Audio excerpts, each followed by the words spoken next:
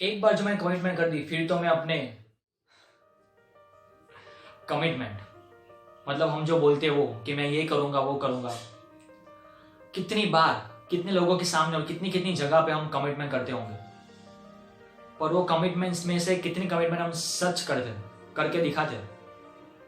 जैसे कि एक कमिटमेंट की मैं बात करूं जो हम में से सब ने की होगी, और वो है समर वेकेशन के बाद जब स्कूल फिर से चालू होती है तब फर्स्ट डे बहुत सारे टीचर्स सबको खड़ा करके पूछते कि इस बार तो 10th में 12th में या 9th 11 आप जिसमें भी हो कितने परसेंटेज लाओगे इस बार। तो 1 बाय 1 हर स्टूडेंट को खड़ा किया जाता है। कोई बोलता है कि सर मैं 70% इस बार अचीव करूंगी या 75% लाऊंगा, 85%, 95%, कोई कोई तो 95 पे पहुंच जाते। पर वो बोलने के बाद क्या करते हम उस कमिटमेंट के पीछे, उस कमिटमेंट को हमने जो बोला है वो करके दिखाने के लिए प्रैक्टिस तो हम करते नहीं है, और फाइनल एग्जाम आने तक तो हम भूल भी जाते हैं कि मैंने ये कमिटमेंट की थी। तो एक बार हमने बोल दिया 85% लाऊंगा, वो कमिटमेंट, चलिए इसके बारे में आपको एक स्टोरी सुनाता हूँ, छोटी सी स्टोरी लेकिन उसका मीनिंग बहुत ज्यादा है। 2007 की बात है ये। ऑस्ट्रेलियन क्रिकेट टीम इंडिया के दौरे पे आई थी।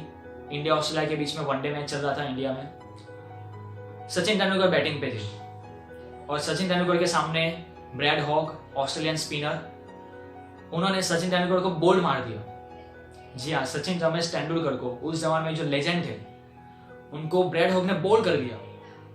इंडिया की पिच पे एक स्पिनर ने सचिन को बोल्ड करना मतलब अपने आप में बहुत बड़ी बात थी। ब्रैड हॉग मतलब उसका कुछ का ठिकाना नहीं रहा। और फिर मैच के बाद ब्रैड हॉग ड्रेसिंग रूम में सचिन रमेश तेंदुलकर के पास गए और उनको बोला कि सर आज मेरी जिंदगी का बहुत बड़ा दिन है, आप प्लीज इस बॉल पे मुझे आपका ऑटोग्राफ दे दीजिए। तो सचिन तेंदुलकर ने अपना ऑटोग्राफ दिया और साथ ही एक लाइन बोली, एक कमिटमेंट की कि ये तेरी जिंदगी में ये दिन दोबारा नहीं आएगा, this day will never come again. इतना कॉन्फिडेंस, सच अ कॉन्फिडेंस कि भाई तो मुझे फिर से कभी आउट नहीं कर पाएगा। उस दिन के बाद सचिन एंड ब्रैड हॉग उनके बीच में 30 से 35 एनकाउंटर हुए होंगे। 30 to 35 one day, T20, test match और आईपीएल को मिला के इतनी सारी बार वो दोनों आमने सामने आए होंगे, लेकिन ब्रैड हॉग कभी भी सचिन तेंदुलकर का विकेट नहीं ले पाया दोबारा। ये था कॉन्फिडेंस, मतलब वो लाइन कह दी मतलब लकीर बन गई। हर एक टाइम जब भी वो ब्रैड हॉग सामने आता होगा कितना प्रेशर होगा तेंदुलकर के ऊपर, भाई जो बोला है वो करके दिखाना है, नहीं तो पूरे इंडिया की रेपुटेशन थी सामने। तो वो कैसे हुआ? वो लाइन बोलने के बाद घर पे आने के बाद क्या सचिन तेंदुलकर पॉपकॉर्न खा रहा होगा, चिल मार रहा होगा मस्त रील देख के? नहीं, प्रैक्टिस, कितनी प्रैक्टिस की होगी, मुझे क्या करना चाहिए क्या नहीं करना चाहिए, कैसे पिच पे ब्रैड हॉग के सामने कैसा खेलूंगा कैसा नहीं खेलूंगा, उसकी गेम क्या है मेरी गेम क्या है, उसकी स्ट्रेंथ क्या है मेरी वीकनेस क्या है, सब कुछ देखने के बाद तब जाके अचीवमेंट हासिल हुई होगी।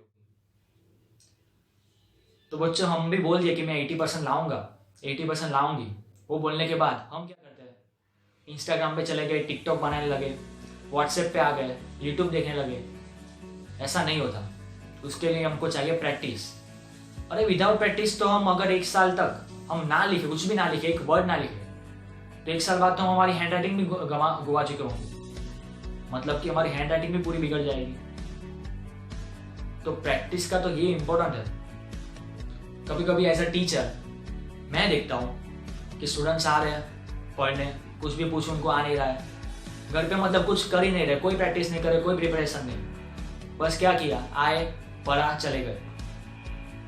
तो मैं सोचता हूँ कि यार 1 साल तक इनके घर वाले स्कूल ट्यूशन में जो पैसे दे रहे उससे अच्छा 1 साल, सिर्फ 1 साल बचाओ, मस्त तो उनके घर पे 40 इंच का LED टीवी आ जाएगा। और कोई भी पेरेंट्स ऐसा नहीं सोचेगा, वो पढ़ाएंगे। इसलिए नहीं कि सोसाइटी में हर एक पेरेंट्स अपने बच्चे को पढ़ा रहे हैं, इसलिए नहीं, क्योंकि उनको पढ़ाना है। क्यों पढ़ाना है अगर जानना है तो चलिए चैलेंज ले लीजिए, आपके लिए एक चैलेंज है। अपने पापा के पास जाइए, सिंपल अपने पापा के पास जाइए, एक सीरियस सिचुएशन है, मजाक में नहीं, जाइए और एक ही बात करिए कि पापा मैं आप जैसा पढ़ाना चाहते हो, जो आप एक्सपेक्टेशन कर रहे हो मेरे पे, उतने परसेंटेज तो मेरे आ नहीं रहे, उतनी मैं मेहनत भी नहीं कर रहा हूँ या नहीं कर रही हूँ, फिर भी आप मुझे क्यों पढ़ा रहे हो? तब जो आपको आंसर मिलेगा वो इस पूरे वीडियो में मैं जो बताना चाह रहा हूँ उससे भी ज़्यादा इंपॉर्टेंट होगा। जो भी आंसर होगा शेयर करना चाहो तो मुझे पर्सनल शेयर करो और देखते हैं, और वो जो आंसर मिलेगा उसको समझो, प्रैक्टिस की इंपॉर्टेंस समझो। प्रिपरेशन प्रैक्टिस से ही आप कॉन्फिडेंस लाओगे, और उसी कॉन्फिडेंस से आप कहीं पे भी कोई भी जगह पे किसी के भी सामने कमिटमेंट कर पाओगे। तब जाके आप बोल पाओगे कि एक बार जो मैंने कमिटमेंट कर दी उसके बाद भगवान भी कुछ नहीं कर सकता। तो ये सब किससे आएगा? Practice, practice and only practice.